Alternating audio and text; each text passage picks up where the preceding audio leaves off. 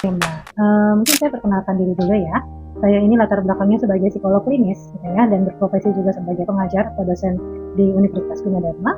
Dan yang pastinya, ya banyak juga menangani klien-klien karena memang saya juga terpaksa. Patrick, Capek banget lagi. Tadi belum bayar kosan lupa. Gimana ya bulan depan juga ini UKT harus dibayar. Tuh, nyari uang dari mana lagi nih? Tugas juga belum pada selesai. Kenapa sih harus kuliah? Assalamualaikum. Waalaikumsalam. Selamat pagi, selamat pagi. Sehat kak? Alhamdulillah. Gimana di jalan? Capek. Juga macet tadi. Ya. Ada tugas yang belum selesai lagi. Coba kerjain satu-satu dulu deh. Oke, jadi tugasnya nanti dikumpulkan secara kelompok ya? Iya, Pak. Sudah ada kelompoknya? Yang seperti biasanya ya Pak? Iya, betul, untuk kelompoknya kita sesuaikan seperti yang biasanya. Ya, di sini ada 5 kelompok. Betul ya? Betul, Pak. Oke, ada pertanyaan sampai di sini? Belum Pak. Ya, oke, kalau tidak ada silakan dikerjakan, dikumpulkan secepatnya. Baik, Pak. Terima kasih. Gimana kalau bagian ini kakak aja yang ngerjain? Kan kakak kalau ngerjain rapi. Ya. Ya. Makasih kakak. Ya udah deh, aku aja nggak apa-apa. Kalau aku nolak, nanti dibilangnya malah nggak kontribusi lagi. Nggak apa-apa deh. Oke, kalau terkait dengan social pressure yang adaptif dan tidak adaptif, itu bisa kita lihat itu perilaku itu masih dianggap adaptif jika itu sadar, ya. Terus mereka itu merasa bahwa itu akan merugikan diri sendiri dan lain sebagainya. Tapi kalau tidak adaptif, ketika dilakukan itu kompulsif, ya, menimbulkan tekanan emosional, kemudian menghambat pemenuhan kebutuhan, dan jadi dirinya tuh merasa tidak sejahtera. Jadi kayak seakan-akan dia selalu merasa dalam kondisi tertekan. Gitu.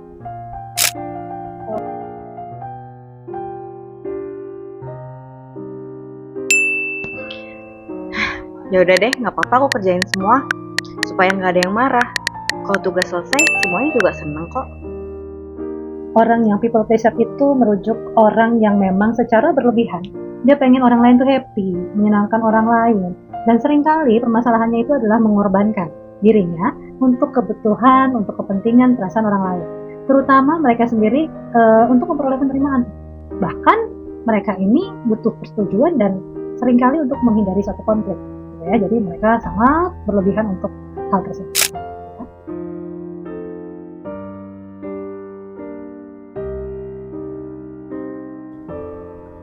Pagi. Kenapa lu capek banget kelihatannya? Lemes banget. Ya, biasa lah lembur. Bapak pakai. Beta. Oh, Iya, Pak. ada tambahan 1 bisa kerjain hari ini ya? Oh, Oke? ada ya, Pak? Hari ini selesaikan, oke? Bisa lah. Iya. Ya, saya tunggu nanti secepatnya di ruangan. Oke? Iya, Pak. Baik, Pak. Kasih ya. Iya, Pak.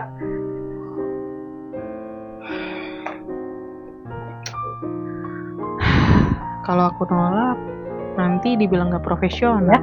Dan mereka itu pengen ada validasi, ya, secara eksternal atau dari lingkungannya, dan kemudian mereka akan merasa bersalah betul ketika, ya, dan itu berlebihan sekali ketika menolak permintaan ataupun sesuatu yang memang bisa menekan. Bahkan mereka itu menjadi tertekan, emosinya terkait dengan emosi-emosi negatif, gitu ya. Jadi ada perasaan sedih, kecewa gitu kan, tapi mereka nggak bisa mengungkapkan.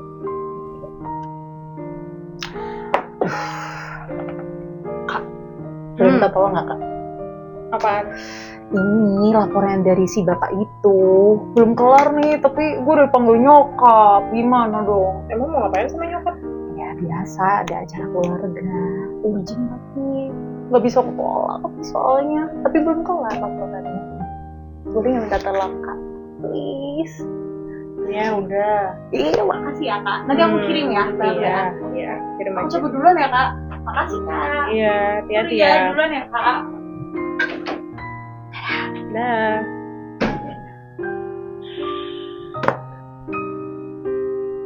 Kadangkala orang ini tahu ya bagaimana berpendapat, bagaimana berkata, bagaimana mengelola emosi dengan baik, ya, baik secara verbal maupun non verbal.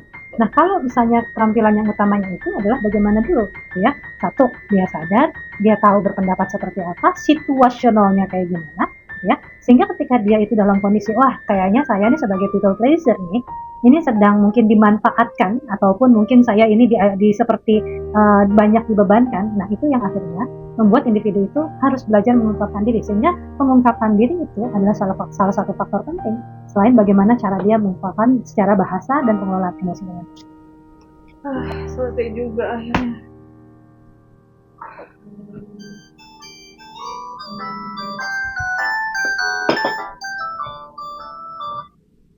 Halo?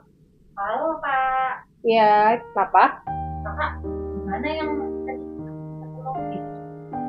Udah aku kirim kan? Iya sih, udah, tapi kayak ada yang belum serius Kak, bagian datanya Bagian mana? itu yang di bab terakhir datanya kayak masih kurang lengkap gitu. Aku boleh minta tolong lagi nggak Kak? Please, sekali ini aja, nanti aku traktir kopi. Iya udah ya, aku coba ya. Oke, makasih Ya. ya Kak. Iya. Aku Iya. malam ini bisa nggak? Ya udah ya, aku coba dulu ya. Makasih banyak Kakak. Oke. See you. See you, have fun.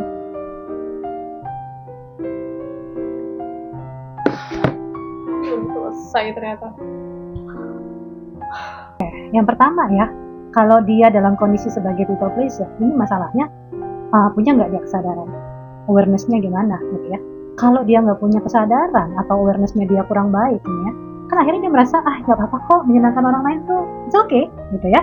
Terus kalau misalnya dia ada batasan-batasan atau boundaries yang memang orang lain bisa mencampuri dalam urusan hidup kita, dan dia merasa nggak apa-apa, ini kan masalah gitu ya. Jadi itu akan bermasalah, berdampak juga, sehingga itu harus diperbaiki. Maka tips-tipsnya salah satunya adalah bagaimana caranya dia berani menolak tapi dengan baik. Itu yang disebut sebagai komunikasi asertif ya.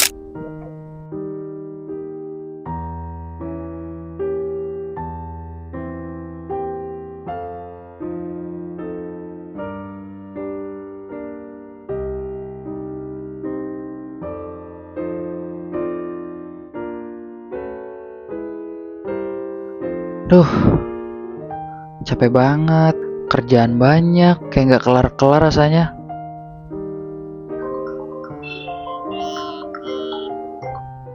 Halo bro. Halo Del, Yo, lu di mana? ini baru sampai rumah gua. Kenapa tuh? Nongkrong yuk, kumpul. Duh, mana dia ngajak nongkrong. Badan capek banget, kalau ditolak nggak enak. Tapi gua baru banget sampai rumah nih, capek banget badan. Ya elah, kali ini aja yuk. Dah, ayo Del. Yaudah deh, gue jalan deh. Oke deh, gue TW nih. Oke. Kalau kita ngomongin people pleaser gitu ya, faktornya banyak nih. Ada internal, ada eksternal. Internal tuh kayak misalnya harga diri seseorang, kemudian faktor kepribadian, ada juga mungkin punya pengalaman-pengalaman yang tidak menyenangkan atau trauma terkait dengan hal tersebut. Bahkan juga ada takut ditolak. Jadi banyak ya secara internal. Kalau eksternal bisa terkait dengan bagaimana orang tua mengasuh dia. Misalnya orang tua yang mungkin cukup menekan, cukup memberikan dalam pengasuhan tuh dia harus begini, harus begitu, jadi banyak aturan, sehingga itu juga bisa menyebabkan anak terlalu patuh dan terlalu tunduk, sehingga itu menyebabkan sebagai penyebab. Faktor budaya juga demikian, karena ada budaya-budaya tertentu kan yang memang dia itu memberikan sesuatu hal yang memang harus begini, kamu harus begitu, gitu ya, tanpa mengajarkan bagaimana dia bisa bertindak atau berperilaku yang memang sebagai seorang people pleaser itu menjadi suatu hal yang bermasalah ya, karena kalau dia nggak begini dia akan melanggar aturan. Jadi banyak ya terkait dengan faktor-faktor.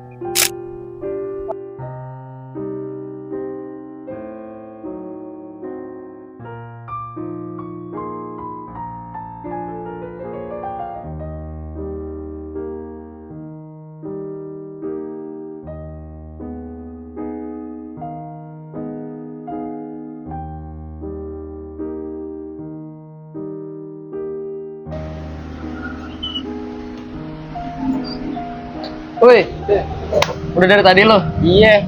Hah? Gimana agenda hari ini?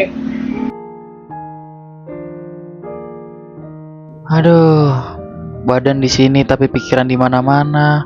Kerjaan masih numpuk, belum kerjaan dari atasan, belum bayar listrik, biaya anak, kasih istri, aduh pusing.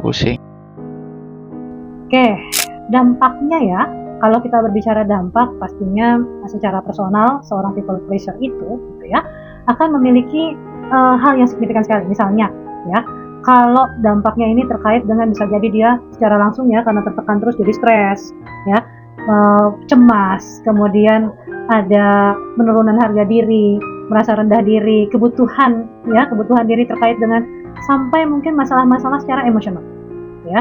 Emosional seperti apa? Bisa jadi ya kalau ketika secara langsung ya jadi kelelahan emosional, harus menuruti semua apa yang diinginkan orang lain. Gue pamit pulang dulu ya, capek banget. Oke deh. Jadi Del. Yuk.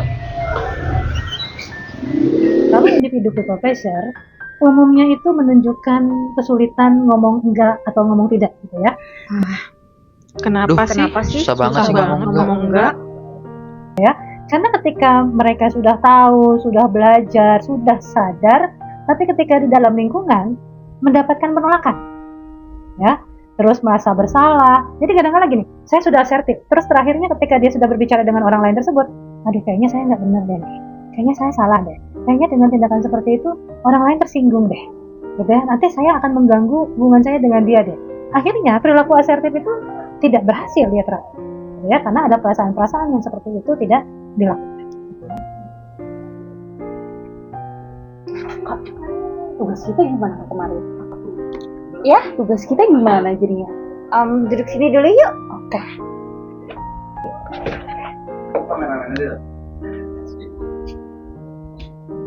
Gimana Kak? Gimana kalau kita bagi tugas aja biar adil?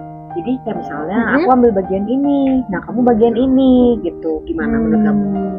Boleh sih. Ya juga sih, soalnya kakak juga kemarin udah ngerjain baik banget ya. Iya, yuk bagi-bagi aja ya biar cepet juga. Berarti aku ngerjain yang mana nih Kak? Kamu bagian ini ya Vicky, nanti biar saya yang bagian ini. Oke. Setuju? Setuju. Oke, yuk kita kerjain yuk. Siap. Oke.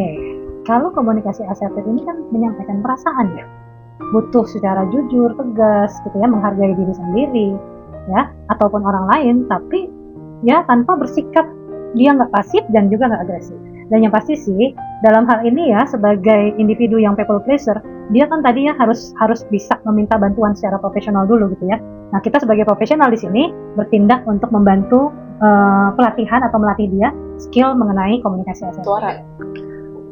Betari, Iya, makasih ya kemarin. Iya, Tugasnya Mas, udah selesai. sama-sama. Ini kita ada proyek lagi. Oh ya? Oke, bisa kamu kerjakan proyek yang ini ya? Mohon maaf Pak, tanpa mengulangi rasa hormat. Hmm? Kebetulan untuk tim kami sendiri kan juga sudah full proyeknya. Oke. Barangkali Bapak bisa refer untuk tim lain saja Pak. Oh gitu ya. Oke, baiklah. Kalau Iya. gitu, kamu Mohon coba. maaf ya Pak. Kasih ya, Baik, Betari. Pak. Teman saya ya, berarti orang itu ketika sudah berlatih komunikasi asertif gitu ya, perubahan yang paling signifikan itu adalah jadi lebih pede, ya, lebih punya batasan atau boundaries, ya. Kemudian hubungan interpersonalnya jadi lebih seimbang, ya. Kesejahteraan psikologisnya juga lebih meningkat. Jadi ketika dia sudah sebagai people pleaser, dia mampu mengungkapkan komunikasi asertif, dia jadi kayaknya kalau punya masalah ataupun ada sesuatu hal yang mengganjal dengan orang lain, dia bisa untuk terbuka dan bisa berkomunikasi secara langsung. Kalau dampak positifnya kita tuh tahu ya, karena dengan asertif itu dia bisa mengutarakan sehingga secara psikologis dia merasa sejahtera, gitu ya. Dia lebih percaya diri, stresnya juga jadi berkurang, kemudian kualitas dia dengan teman tuh jadi baik ya, atau dengan orang lain.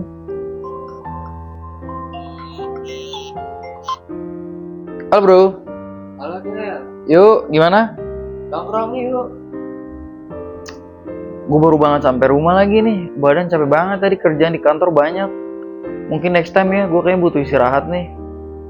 Oh gitu. Beda istirahat ya Del. Oke deh, makasih ya udah ngajak. Nah, kalau komunikasi asertif itu ya memungkinkan individu itu secara dia bisa mengatakan dengan jujur, dia bisa mengatakan perasaannya tanpa rasa bersalah mungkin ya, dan bukan bersifat dia harus agresif. Jadi asertif itu beda dengan agresif, ya.